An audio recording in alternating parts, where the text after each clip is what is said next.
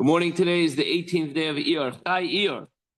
And we'll begin with counting the Omer. Of course, today is the special day of Lag BaOmer, so let's count Sfira on page 138. Together, Hayoim, Shloisha, Ushloishim, Yoim, Sheheim, Arba'a Shavuos, V'chamisha Yomim, LaOmer. Today is 33 days, which is 4 weeks and 5 days of the Omer. Begin a new chapter of Tanya, chapter 49, Perek Mem Tes.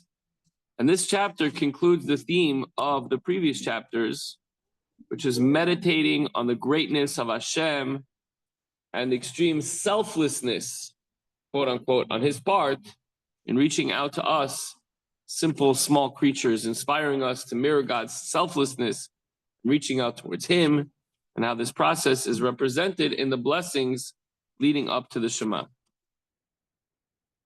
Perek Mem Tes. So the Alter Rebbe explains in the previous chapter that since the light of Hashem and the life drawn down from God's infinite Ein Sof, as its name is indicated, therefore, in order for this finite world to be created, the divine light had to go through multiple contractions and really, in essence, be completely hidden in this world in order for the world to be able to exist. This was the only way for the physical world to come to existence. If there was a revelation of God, it'd be too powerful for any lack of bittul. We would be completely nullified to God. Okay, inside V'hine, page 94 in the Chayenu. V'hine af ki prate v'chinas ha'hester v'helem. Even though the particular aspects of the nature of the obscuring and concealment of the infinite light of Hashem, Otzmu, Mispoy, Minim Shoinim, in the descent of the worlds descending as they do, ever lower, until this material world was created. All these worlds are too numerous to count and are of many diverse kinds. So we know of general worlds, we know of Yitzatzilos, Bri, Yitzir, and Asiya. But within each of those worlds, there are myriads and myriads of levels and worlds. As is known to those who have tasted of the tree of life, the Kabbalah. So let's talk about the general idea, the concepts that we know. In general, there are 3 levels of powerful and comprehensive contractions, giving rise to 3 comprehensive worlds, each category consisting of myriads upon myriads of particulars. So we're not going to talk about the particular, we're going to talk about the general. These are the worlds of Shloisha Ilamas Bria, Yitzira, and Asiya. So generally we're going to talk about the 3 worlds of Bria, Yitzira, and Asiya. That's their names, okay, for argument's sake, or for practical purposes, let's say. As far as the Olam Atzilus is concerned, the world of Atzilus, we don't even really discuss that because Atzilus is godliness itself, hence the name Atzilus, Eitzel HaKadosh Baruch Hu. The world of Atzilus is so close to God that we really have no comprehension of what that's all about. So since Atzilus is godliness, it is not considered to be something from nothing, but rather an extension of God. Okay, we'll leave that for now. So now we're talking about Bria, which is just under Atzilus, Yitzira, which is under Bria, and Asiya, which is this world, the created world, which is under Yitzira. So the Bria, the world of Bria, which is under Atzilus, which is 2 steps higher than our world, consists of the highest souls and angels who service of Hashem in the sphere of the intellectual faculties of Chabad,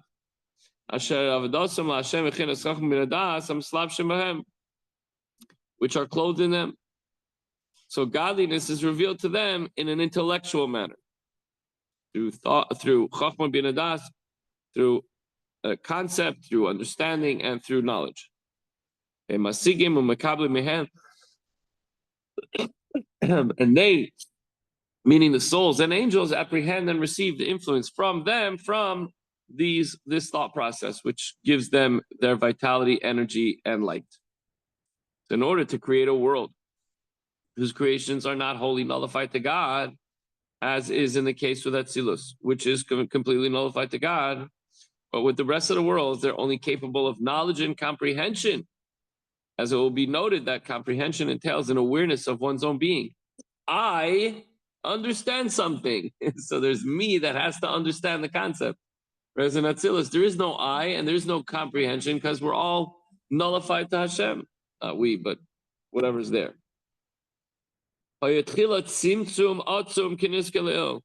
In order to start this process, there had to be a massive, powerful contraction, as mentioned above. So with Atzilus, there wasn't a massive contraction, and that's why in the world of Atzilus, whatever is there is completely batal to Hashem. Then just one step down.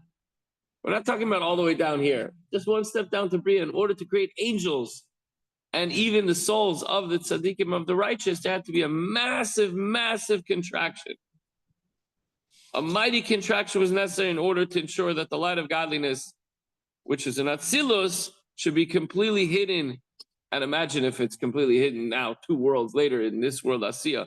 But over there, it had to be hidden, and the light had to be contracted so that the angels and the souls could be created, which is, again, for us, that's a spiritual concept. But even the spiritual concept is still a creation. And then when we go down from Bria, that world, to Yitzira, the Kabbalah talks about these different worlds. Again, there had to be a massive contraction. For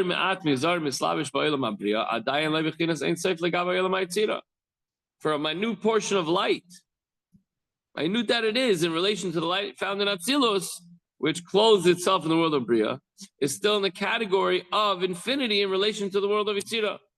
So now, if it wants to come down to the next world, it has to get completely contracted, because in Bria, even though it's so contracted from Atzilus, but from Yitzira to Bria, it's like the light will be way too bright.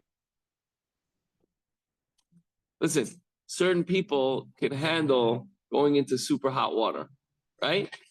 A boiling hot mikvah. They can handle it. But certain people can't. So in order to, that's not a good example, but I'm just saying that, it's very, very difficult to give a good example.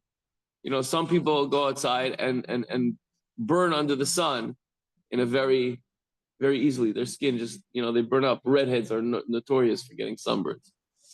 So that's whatever that is. It's like in the world of Bria, now there was a massive contraction of Hashem. Now we're going down one more world to Yitzira, and we still have to do a massive contraction. V'chulu, v'chulu, and on and on. And by the way, as we mentioned, within each and every one of these worlds are levels and levels and levels, and they all have to go through these contractions. And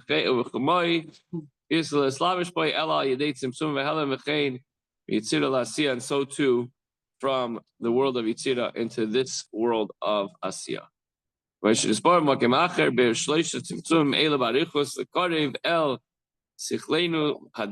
elaborate explanation of these 3 contractions is given elsewhere in order to make them more accessible to our poor intellect, meaning it's very hard for us to understand these concepts. The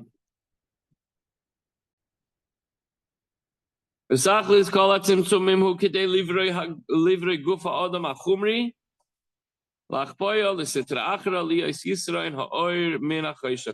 of all these contractions, all this trouble that God put himself through in the creation of the material human body. The purpose of the contractions is the creation of the material human body and the subjugation by man of the sitracha to bring about the preeminence of light supplanting darkness. How do we accomplish this? Through a mitzvah. So all of these things that Hashem had to contract and conceal his light, and it has to go even further and stronger from one world in descent to another, is all for the purpose, the Alter Rebbe jumps straight to the point, is all for the purpose of a yid to do a mitzvah, to push away the evil and to bring light into the world.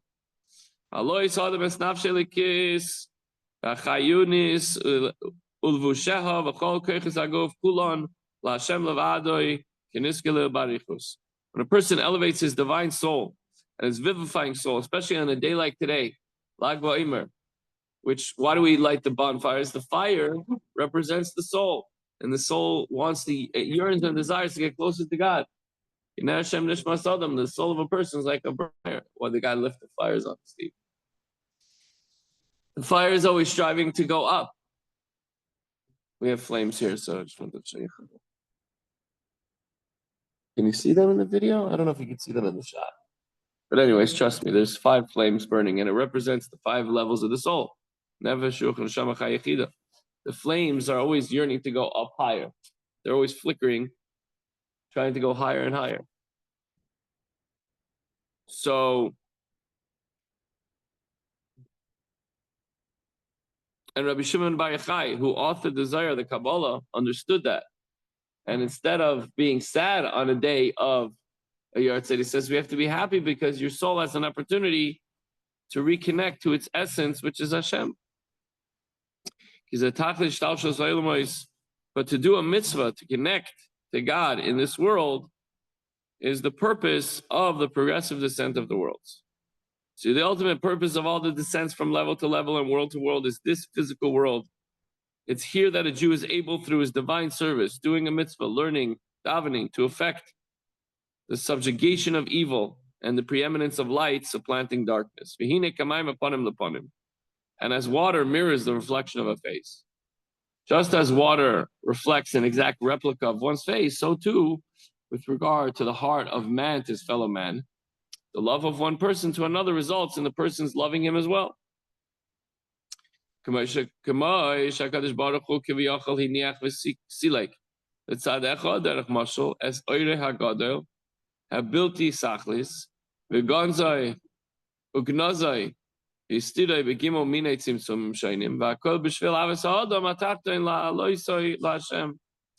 Hashem has, as it were, laid down and set aside, figuratively speaking, his great infinite light, and stored it away, concealed it, hides it, and contracts it. All this because of his love for the man, for the human being, in order to raise him up to God when he does a mitzvah.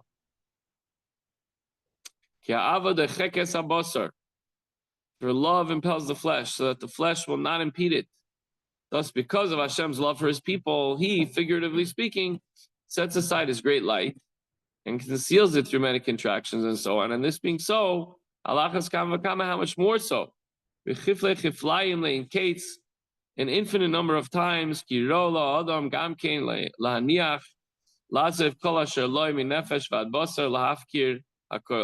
it's fitting that a man also remain.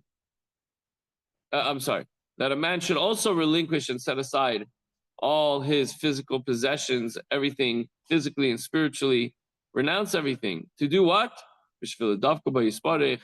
Hashem did all of that, contracted himself, went through all sorts of stages in order to create men, in order to do a mitzvah. So a person should push aside his needs, wants, and desires in order to cleave to Hashem, without anything getting in between. A